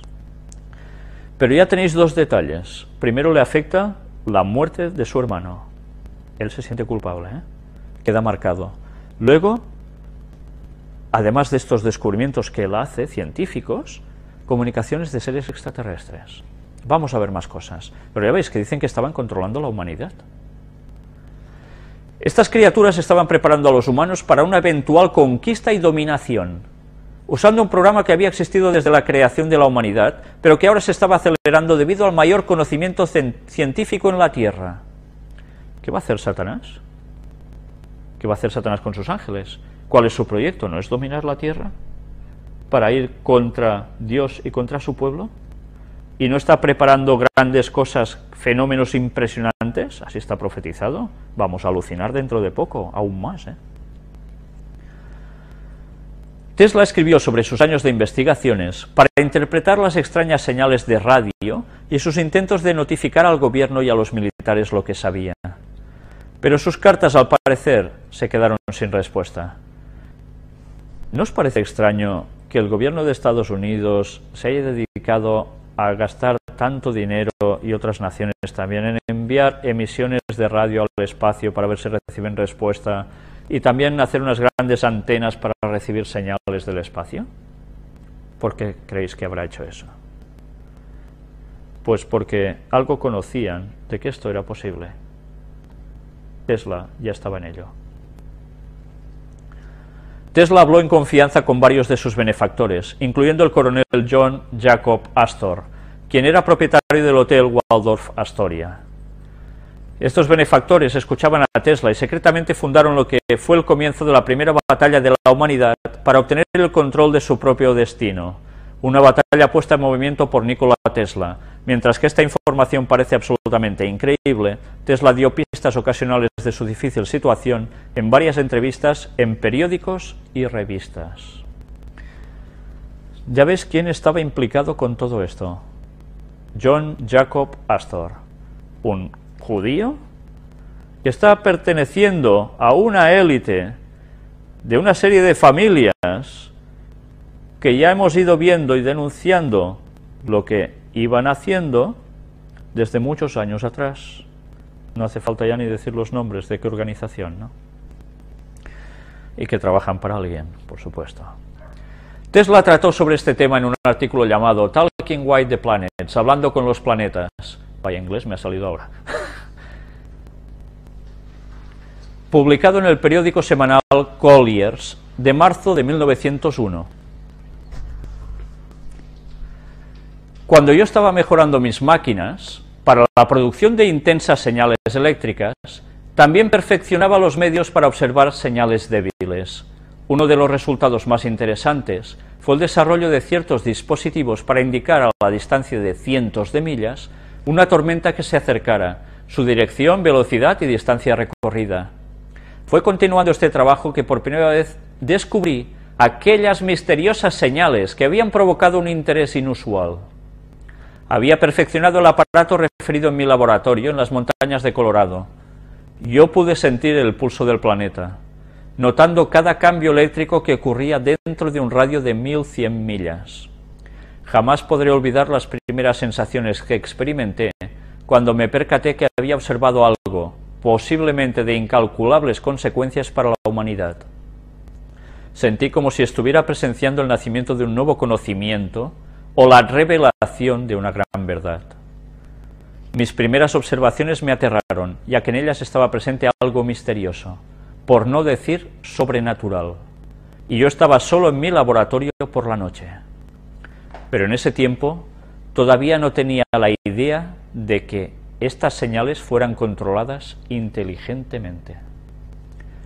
Los cambios que noté estaban teniendo lugar periódicamente y con tan clara idea de secuencia que no eran imputables a ninguna causa conocida para mí. Yo estaba, por supuesto, familiarizado con tales perturbaciones eléctricas como las producidas por el Sol, las auroras boreales y las corrientes terrestres. Perturbaciones eléctricas, está diciendo, Y estaba seguro, como podría estarlo ante cualquier hecho, que estas variaciones no se debían a ninguna de estas causas. La naturaleza de mis experimentos impidió la posibilidad de que los cambios estuviesen siendo producidos por disturbios atmosféricos, como ha sido indicado a la ligera por algunos. Fue algún tiempo después cuando se alumbró en mi mente la idea de que las señales que había observado podrían ser debido a un control inteligente. Cuestiones eléctricas, ¿Recordáis cómo Dios y Helen White escribe sobre los impulsos eléctricos? Todo funciona prácticamente así, nuestro cuerpo, pero muchas más cosas. ¿Qué emanaba de Jesús para sanar? Eso. ¿Y qué emana de Satanás para hacer prácticamente lo mismo? Pues también electricidad. Y Helen White escribe que a través de la electricidad Satanás utiliza personas para hacer milagros imponiendo manos y así sanar. Mirad cómo Satanás siempre calca lo de Dios prácticamente igual, solo en su punto lo desvía y ya está. Pues ya veis, control inteligente. Aunque no podía descifrar su significado, era imposible para mí pensar en ellos como enteramente accidentales. Está creciendo constantemente en mí la sensación de que yo he sido el primero en escuchar los saludos de un planeta a otro. Él creía que era esto, que de un planeta al otro, hola, ¿qué tal? Bueno, algún propósito estaba detrás de estas señales eléctricas. Décadas más tarde, en su cumpleaños de 1937, anunció en el New York Times: he dedicado mucho de mi tiempo durante el pasado año a perfeccionar un nuevo aparato, pequeño y compacto, por el cual la energía en grandes cantidades puede ahora ser enviada a través del espacio interestelar a cualquier distancia sin la más mínima dispersión. Tesla nunca reveló públicamente ningún detalle técnico de su transmisor mejorado, pero en su anuncio de 1937 reveló una nueva fórmula. La energía cinética y potencial de un cuerpo es el resultado del movimiento y viene determinado por el producto de su masa y el cuadrado de su velocidad. Si se reduce la masa, la energía se reduce en la misma proporción. Si se reduce a cero, la energía es igualmente cero para cualquier velocidad finita.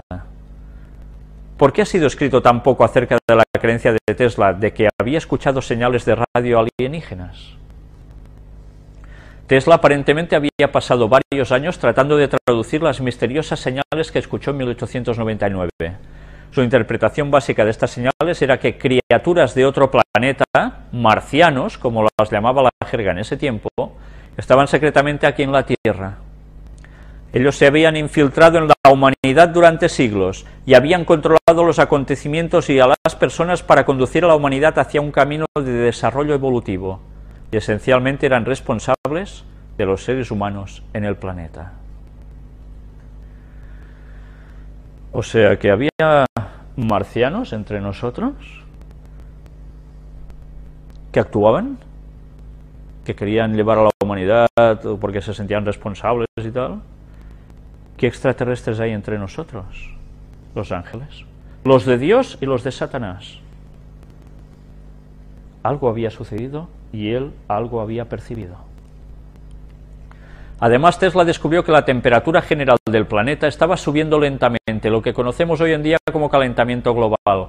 Tesla pensó que esto estaba siendo producido por condiciones naturales, así como por interferencia artificial y extraterrestre. Cuestiones naturales, quizás sí, pero además, algo más de fuera había. Con esto en mente, ahora podemos ver algunas de las razones para el comportamiento excéntrico de Tesla en los últimos años de su vida.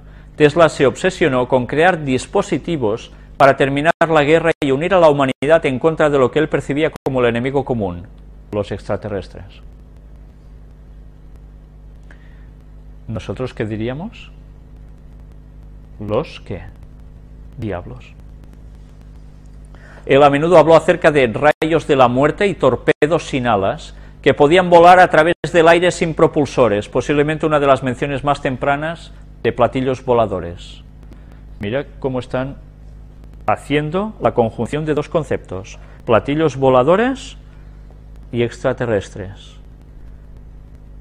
¿Se mueven con eso? ¿Quién? Ya sabemos que pueden ser alienígenas, ¿sí? No, son seres que vienen del cielo, pero que provienen del lado oscuro. Pero iremos viendo más cosas, porque claro, él aplicó estos conocimientos y los pudo poner en práctica. Luego veremos imágenes que os van a sorprender quizás. Y ahora veamos qué nos dice Tesla en sus diarios. El desarrollo del hombre es vitalmente dependiente de la invención. Es el producto más importante de su cerebro creativo. Su propósito más importante es el completo dominio de la mente sobre el mundo material y el adaptar las fuerzas de la naturaleza a las necesidades humanas. Esta es la difícil tarea del inventor, que a menudo es malentendida y no recompensada. En mi juventud, yo sufrí de una peculiar afección debido a la aparición de imágenes, a menudo acompañadas por fuertes destellos de luz, que distorsionaban la visión de los objetos reales e interferían en mis pensamientos y acciones. ¿Os dais cuenta de que algo aparecía que era muy poco habitual? ¿Qué tipo de manifestaciones? Habían cuadros de cosas y escenas que yo realmente no había visto ni imaginado. Cuando me decían una palabra, la imagen del objeto que designaba se presentaba vivamente en mi visión, y a veces era incapaz de distinguir si lo que yo veía era tangible o no. La teoría que yo formulé fue que las imágenes eran el resultado de una acción refleja desde mi cerebro que actuaba sobre la retina cuando estaba bajo gran excitación. Ciertamente no eran alucinaciones como las producidas por las mentes enfermas y angustiadas. Actuaba en su mente alguien. Para dar una idea de mi desesperación, supongamos que he sido testigo de un funeral o algún otro espectáculo que afecta a los nervios. Entonces, inevitablemente, en la quietud de la noche, un vívido cuadro de la escena se presentaría ante mis ojos y persistiría, a pesar de todos mis esfuerzos para quitarlo de mi más íntimo ser. También comencé a ver visiones de cosas que no guardaban ningún parecido con la realidad. ¿Cómo lo llamaríais a esto? ¿Que estaba zumbado? ¿O que alguien le estaba mostrando cosas, conocimientos que luego él podía plasmar debido a su inteligencia para estas cosas, a ese don que tenía, ese talento? ¿Quién era que le estaba mostrando estas cosas? Con este tipo de apariciones, manifestaciones así. Es lo que nosotros sabemos que son manifestaciones diabólicas. Ni más ni menos. No marcianitos. Manifestaciones de Satanás o de sus ángeles. Ya vimos en las primeras conferencias cómo más de una persona había recibido conocimientos a través de extraños sueños. Bien, ¿de dónde provenía eso? Y ya vimos que además estaban vinculados con cosas que precisamente no eran las de Dios. Aquí tenéis distintas imágenes con las cosas que él estaba haciendo, ya veis, impresionantes rayos por todas partes. Era como si me estuviesen mostrando ideas de alguna mente cósmica, esperando hacer reales sus concepciones. Ya veis, hacer reales sus concepciones a través de un ser humano. Si mi explicación es correcta, debería ser posible proyectar en una pantalla la imagen de cualquier objeto que uno conciba y hacerlo visible. Y en eso se está trabajando, ¿eh? ¿Sabéis, no? Para proyectar lo de tu mente. Tal avance revolucionaría todas las relaciones humanas. Estoy convencido que esta maravilla puede y será lograda en el tiempo por venir. Puedo agregar que he dedicado mucho tiempo a estudiar la solución del problema. He logrado reflejar tal cuadro que he visto en mi mente, la mente de otra persona en otra habitación. Para liberarme a mí mismo de estas tormentosas apariciones, por tanto, esto no proviene de Dios, sino no sería tormentosa aparición, he tratado de concentrar mi mente en otra cosa que haya visto, y de esta manera obtuve un alivio temporal. Pero para conseguirlo, tuve que conjurar continuamente nuevas imágenes. Al realizar estas operaciones mentales por segunda o tercera vez, para poder espantar las apariciones en mi visión, el remedio gradualmente perdió toda su fuerza. Luego, instintivamente, comencé a hacer excursiones más allá de los límites del pequeño mundo del que tenía conocimiento, viendo nuevas escenas.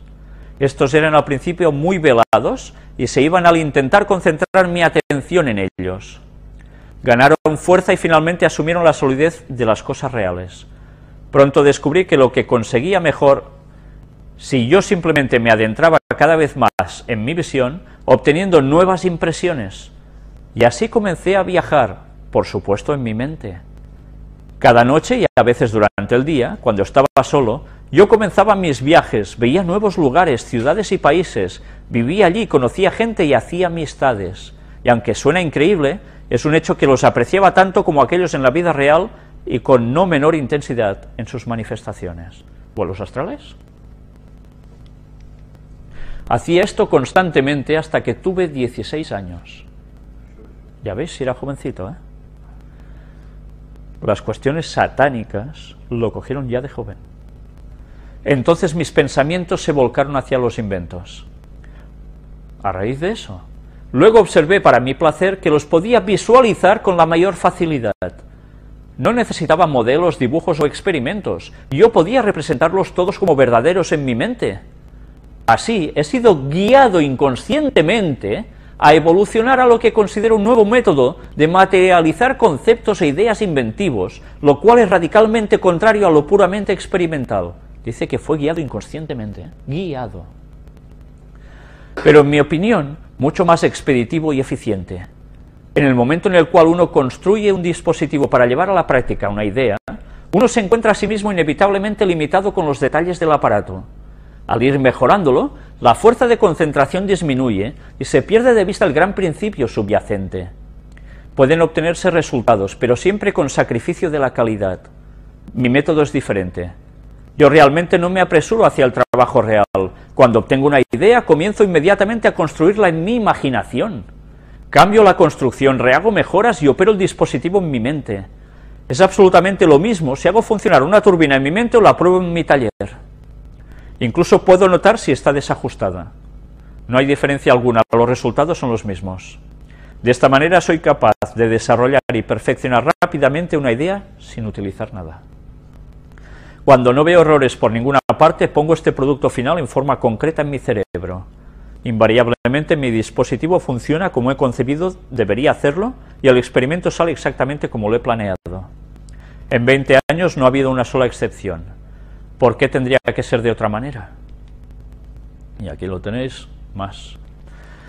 Yo había observado que la aparición de imágenes era siempre precedida por visiones reales de escenas bajo condiciones muy peculiares y generalmente muy excepcionales.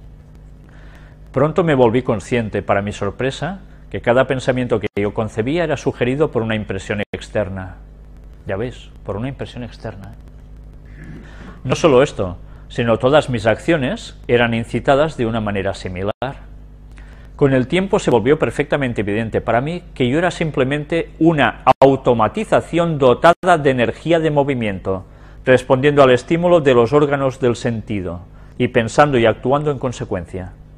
Ya veis, a través de los órganos del sentido. ¿Cómo actúa Satanás en el hombre?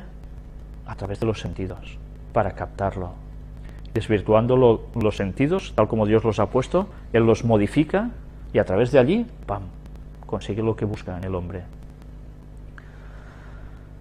Desde luego, en momento es importante recordar las charlas que está exponiendo nuestro compañero referente a todo el tema mental, porque están siendo realmente magistrales, creo que muy guiadas por Dios, para denotar estos mecanismos mentales y cómo Satanás trabaja sobre ellos, al igual que Dios también. Con el tiempo se volvió perfectamente evidente para mí que yo era simplemente una automatización dotada de energía de movimiento, respondiendo al estímulo de los órganos del sentido y pensando y actuando en consecuencia. El resultado práctico de esto fue la clase de teleautomáticos, que ha sido llevado a cabo solamente de una manera imperfecta. Sus latentes posibilidades, sin embargo, serán eventualmente demostradas.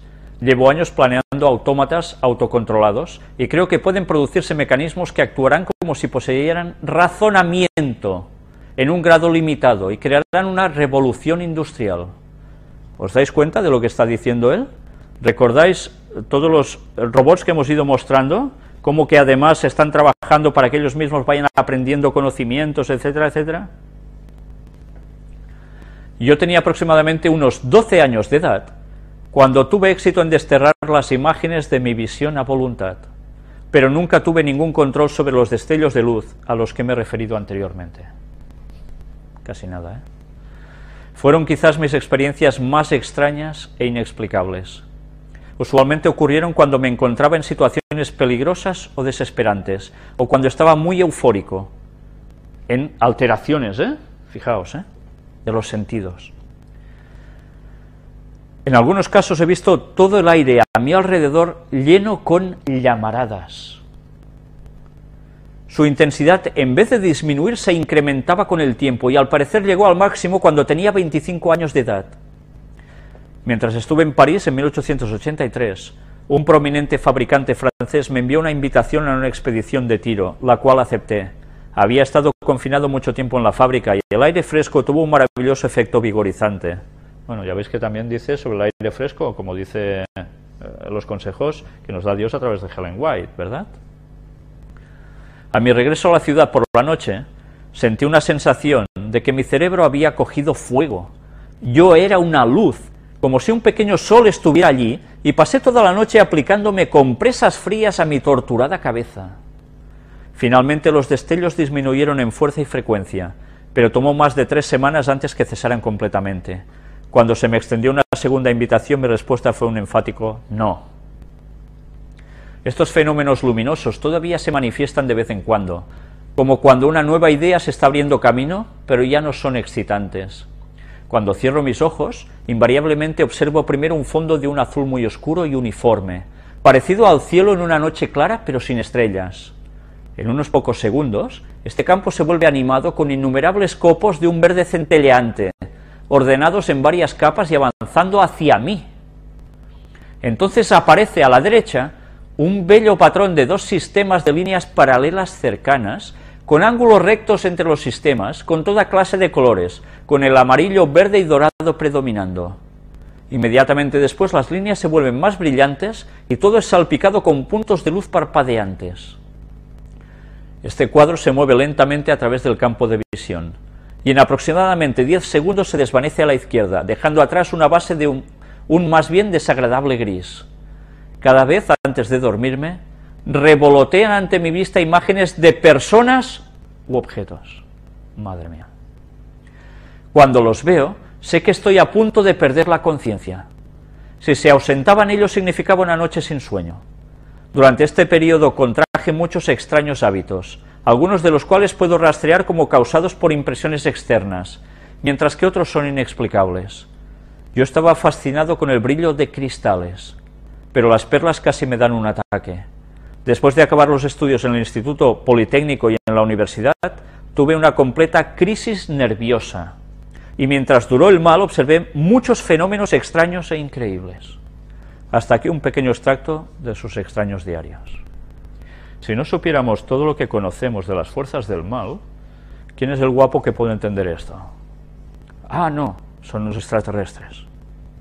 ¿Sí? Menos mal que después de 80 conferencias y otras cosas, estudios bíblicos, hemos podido constatar el poder del diablo y de sus ángeles para hacer estas cosas, y que no hay duda que eso proviene de él. De los propios escritos de Tesla podemos observar que tenía una capacidad mental única que pocos de sus congéneres humanos han podido alcanzar. No es de extrañar que cuando Tesla fue enfrentado con un acontecimiento tan estremecedor como la revelación de que los humanos podrían no estar solos en el universo, él le hizo frente con la cabeza en alto. La manera típica en que se enfrentaba y trataba con lo desconocido ha conducido a algunos a especular que su verdadero origen puede estar más allá de este planeta. Imaginaos hasta qué punto se empiezan a decir tonterías, ¿eh? Esta sugerencia no es nueva, ya que Tesla una vez le confió a uno de sus asistentes personales que, a menudo, sentía como si fuese un extraño en este mundo. El padre de Tesla era un sacerdote ortodoxo, mientras que su madre no era letrada, pero era altamente inteligente. Un soñador con un toque poético que al madurar agregó a estas cualidades tempranas aquellas de la autodisciplina y un afán por la precisión. Ya ves que ciertas peculiaridades de carácter, esto los ángeles lo notan, y los de Dios lo saben, pero Satanás, que lleva muchos años conociendo al ser humano, está al tanto de cada facultad de cada ser humano para saber por dónde entrarle. Margaret Cheney, en su libro Tesla, hombre fuera del tiempo, observó que Tesla, cuando niño, comenzó a hacer inventos originales. Cuando tenía 5 años, construyó una pequeña rueda de agua, bastante diferentes de las que había visto en el campo. Era lisa, sin paletas y, sin embargo, giraba uniformemente en la corriente. Años más tarde, él recordaría este hecho cuando estaba diseñando su turbina única sin paletas. Con 5 años el nena. Algunos de sus otros experimentos fueron menos exitosos. Una vez estaba subido en el techo de la azotea, agarrando el paraguas de la familia e hiperventilándose en la fresca brisa de la montaña, hasta que su cuerpo se sintió ligero y se convenció de que podía volar, pero cayó inconsciente y fue llevado a la cama por su madre. Tesla más tarde escribiría que este incidente fue el catalizador para sus inusuales visiones. Todo lo otro, pero además un patacazo. En su libro El regreso de la paloma, Margaret Strom afirma que Tesla no era un hombre terrestre. Bueno, ya puede afirmar eso tanto como quiera. En su libro dice que la gente venida del espacio relató que un niño varón nació a bordo de una nave espacial que estaba en vuelo desde Venus a la Tierra en julio de 1856. Y ya empezamos a decir tonterías. El pequeño fue llamado Nikola. La nave aterrizó a medianoche entre el 9 y el 10 de julio en una remota provincia en las montañas, en lo que hoy es Croacia. Allí, según lo planificado, el niño fue colocado al cuidado de un buen hombre y su esposa, reverendo Milutin y Jouka Tesla. Me suena el relato de Superman. Supuestamente, la gente del espacio liberó esta información en 1947 a Arthur H. Matthews en Quebec, Canadá. Arthur Matthews era un ingeniero eléctrico que desde su niñez estuvo relacionado con Tesla. Matthews informó que Tesla le confió muchas ideas, incluyendo el dispositivo de Tesla para las comunicaciones interplanetarias, que fue concebido en 1901, con el objetivo de comunicarse con el planeta Marte. Tesla ha sugerido que él podía transmitir desde la Tierra y el aire grandes cantidades de energía a distancias de miles de millas. Él dijo: puedo fácilmente tender un puente sobre el Golfo que nos separa de Marte y enviar un mensaje casi tan fácilmente como a Chicago. Debido a otras investigaciones en ese tiempo, el primer modelo no fue construido por Tesla hasta 1918. El 16 de julio de 1981, la NBC comunicó que durante varios años la Unión Soviética había sometido al noroeste de Estados Unidos a un bombardeo con ondas de baja frecuencia. Esas ondas de radio fueron colocadas bajo frecuencias bioeléctricas. El lenguaje técnico se las designa como ondas ELF, frecuencia extremadamente baja. Fueron descubiertas a principios de este siglo por Nikola Tesla. Tesla colaboró con Edison en 1884. Pero no tardó a despegarse de Edison, pues no compartía sus convicciones sobre la forma de producir electricidad. Empezó entonces a trabajar con su competidor, George Westinghouse. La primera central de corriente corriente alterna construida por Westinghouse y Tesla fue puesta en funcionamiento en 1892 en las cataratas del Niágara. Poco tiempo después, Tesla se proyectó a un superespacio científico, donde, según nuestro conocimiento, ningún investigador de la época pudo seguirlo. Solo el banquero J.P. Morgan, representante, ya sabéis de quién, de la compañía Rothschild en Estados Unidos, aparentemente relacionados con los Illuminati, que había ya financiado a Westinghouse, pareció haber comprendido el alcance de los inventos de Tesla.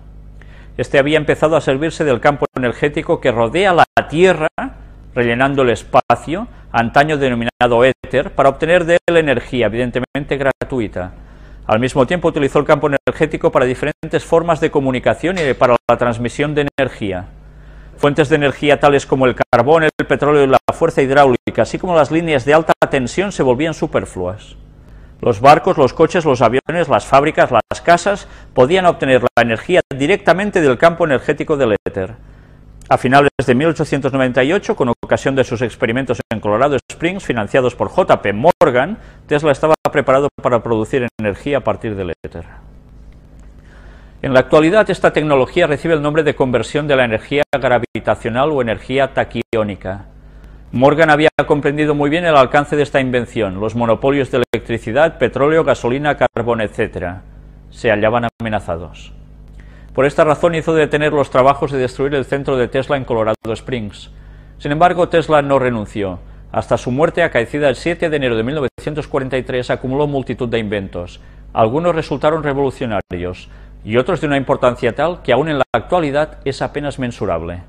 Sus inventos podrían incluso en nuestro siglo XX transformar en poco tiempo la Tierra en un paraíso, cosa que, como sabéis, no es lo que desean aquellos que llevan el timón. Además de su máquina para captar energía del éter y tornarla utilizable, en 1931 Tesla construyó su Solid State Converter, conversor de materia sólida. Este propulsaba un motor eléctrico especial que, colocado en una pesada limusina, demostró tener el mismo desempeño que un motor con gasolina normal. Hicieron la prueba con el coche a 130 km por hora durante una semana. Gasto de combustible, cero. Ese aparato del tamaño de una caja de vino producía suficiente energía para suplir las necesidades de toda una familia. Tesla consiguió también provocar artificialmente terremotos gracias a la inducción de vibraciones en el campo de taquiones, cuya consecuencia es la de transmitir vibraciones a la materia. Un día Tesla sometió a un terremoto de este género a todo un bloque de inmuebles en una calle de Nueva York, que es lo que antes os he referido. Además de la patente para vehículos teledirigidos en 1898, inventó también la transmisión inalámbrica de energía. Pero en el marco de nuestro asunto, lo que interesa principalmente es el hallazgo de las ondas estacionarias, de las cuales hablaremos más adelante, y de frecuencias extremadamente bajas denominadas también de efecto Tesla. Y así va siguiendo y va presentando otras cosas. No sé si había otra cosa que os quería destacar de aquí. Bueno, yo voy a pasar las imágenes despacio para que en vuestras casas lo podáis ir leyendo cuando se suba la conferencia. Todo el artículo no tiene desperdicio para nada. Y bien, vamos a pasar, una vez termine todo esto, aquí tenéis en las revistas donde aparecieron los escritos de Nikola Tesla. Vais a ver ahora fotografías y planos de ovnis del Tercer Reich. Hay muchas personas que desconocen este hecho, pero ya habéis visto de dónde surgió todo el concepto Nikola Tesla, a través de visiones realmente satánicas. ¿Sabíais que el Tercer Reich, los nazis de Hitler, habían preparado ovnis? Pues vamos a ver distintas imágenes de esos planos, de cómo funcionaban con distintos nombres de proyectos, algunos incluso alargados. Curiosamente, algunas de las apariciones de ovnis que se han comentado son algunos bastante alargados, que dicen que son naves nodrizas, etcétera, etcétera. Vamos a ir viendo unas imágenes y con esto hoy concluiremos.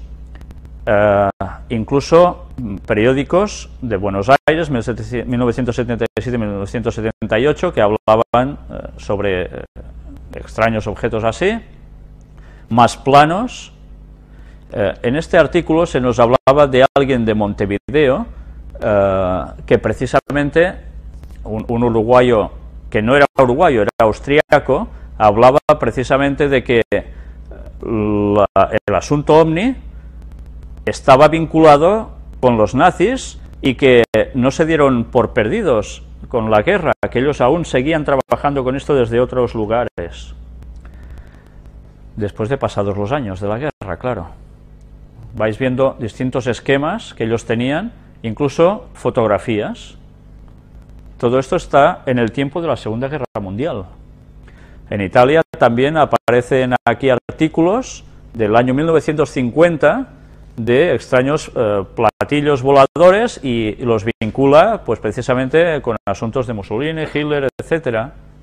Más fotografías, ya veis, incluso con la cruz que simbolizaba la nación alemana.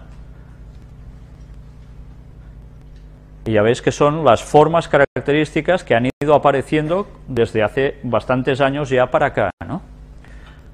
Más fotografías, más planos, incluso su funcionamiento. Pues todas estas cosas son las que recibió Nikola Tesla y que gracias a que supo plasmarlo, alguien se valió de esos conocimientos para poder llegar a hacer estas cosas, estos objetos. Si nos damos cuenta, ¿por qué creéis que Satanás estuvo tan interesado en pasarle conocimientos a un ser humano de algo que se puede llegar a realizar y que puede llegar a volar? Y en modos realmente impresionantes. Pues bien, ¿por qué creéis que Satanás inventa esto? ¿Satanás inventa esto? ¿De verdad creéis que Satanás inventa algo? Aquí tenéis una fotografía de cómo dicen que era la propulsión de estos ovnis nazis. ¿Os recuerda algo este movimiento de energía? Lo vimos ya en la primera parte de estas conferencias dedicadas a puertas dimensionales. Es la energía que mueve el universo, decían, ¿no? Pues estos funcionan exactamente igual. Si todo esto Satanás lo transmitió a conocimientos a un científico para que el ser humano lo plasmara, Satanás hemos comprobado a través de estas 80 conferencias que él no inventa absolutamente nada aparte del mal. ¿De dónde creéis que Satanás sacó esto? ¿Cómo llegó Satanás a la tierra con sus ángeles? ¿En autostop? ¿Solo agitando alas? Ellos tienen alas, ciertamente, así está manifestado claramente, pero evidentemente se mueven en otros aparatos. Lo hemos visto como en la Biblia se describe exactamente igual para los ángeles de Dios. Satanás lo único que está haciendo es transmitir algo con lo cual ellos también se mueven. Y que algo están preparando para un tiempo futuro, ya muy cercano, en el cual Satanás va a hacer su aparición. Ya sabéis que ese es su objetivo, simular la venida del Mesías, y así va a terminar de cautivar a todo el mundo.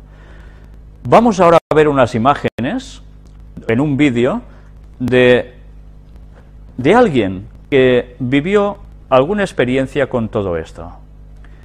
Vamos a entrar a este vídeo. Ahora sí, la evidencia que estábamos esperando. Una nave que es grabada en Hong Kong, que produce estos sonidos que hemos venido escuchando en todo el mundo. Finalmente la evidencia está aquí, que relaciona a los sonidos con la presencia de naves muy posiblemente extraterrestres. La información con Fernando Correa.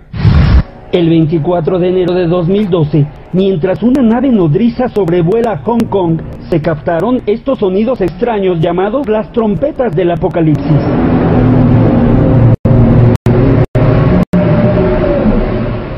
Es la primera ocasión que se documenta la presencia de un ovni que aparentemente está generando estos misteriosos sonidos. ¿Podría ser esta evidencia la respuesta a las trompetas del apocalipsis?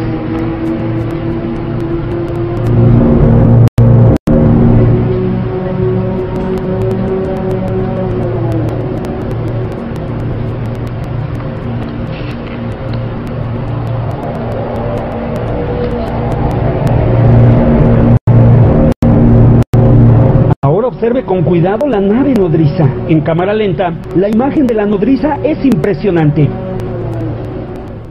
Una esfera desaparece.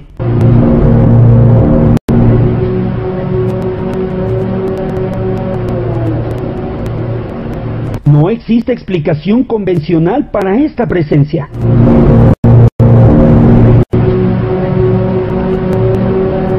Observando nuevamente el video resulta una evidencia trascendental que relaciona el fenómeno ovni y los extraños sonidos que aparentemente están siendo generados por esta nave nodriza.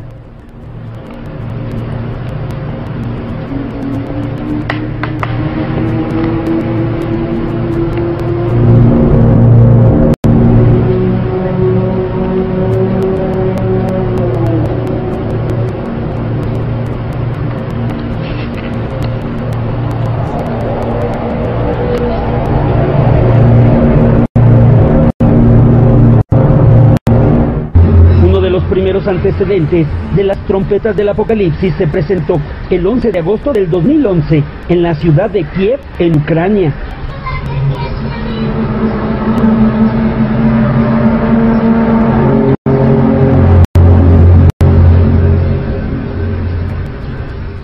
También en Budapest, Hungría, el 11 de enero del 2012.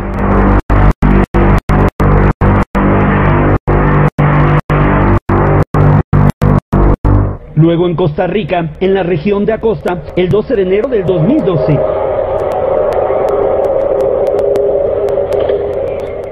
Además, en Monterrey, México, el 11 de febrero del 2012.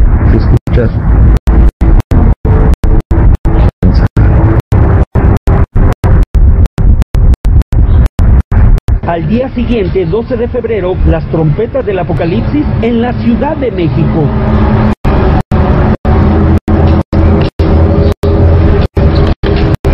Sonidos que nadie ha logrado explicar por completo.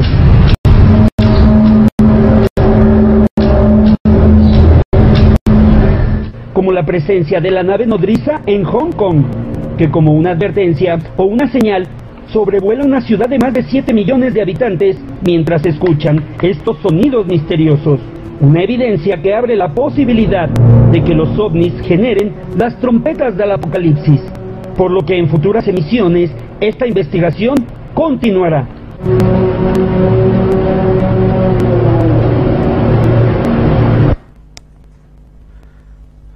Bien, nos hemos equivocado, os hemos puesto este otro vídeo que era el de la nave nodriza, donde habéis visto estos extraños ruidos. Y hace mucho tiempo que se está comentando de que se oyen por muchas partes, por distintas partes del planeta, estos extraños ruidos. Nadie sabía de dónde procedían. Ahora por primera vez parece ser que corresponde con la aparición de un extraño objeto en el cielo, ¿no? Pues ahora vamos a entrar, espero que sí, el vídeo ovni en Ocotlán. Bien, he dicho que entraríamos el vídeo, pues no vamos a entrar el vídeo. Lo que vamos a hacer es irnos a casa, que ya es muy tarde. Os doy las gracias por haber venido y aguantar tantas horas de conferencia como ha sido la doble sesión de hoy. Y sencillamente comentaros que lo que vais a ver en este vídeo que pasaremos no será uno, van a ser dos sobre la misma persona, y irá acompañado de unos testimonios personales de un gran amigo que tengo en México, que conoce precisamente al señor que vais a ver aquí y que han compartido alguna experiencia juntos. Y también vamos a pasar su propio testimonio ante ciertas cosas que él ha vivido. Todo esto, si Dios quiere, ya será para empalmar también con, o enlazarlo todo, con los textos bíblicos que nos falta por tocar y las citas de Ellen White, que nos van a acabar de terminar de dar la luz que corresponde para saber determinar, una vez más, qué es de Dios y cuáles son los plagios de Satanás. Pues bien, espero que hayáis estado bien entretenidos durante todas estas horas. Muchas gracias por vuestra atención y que Dios os bendiga.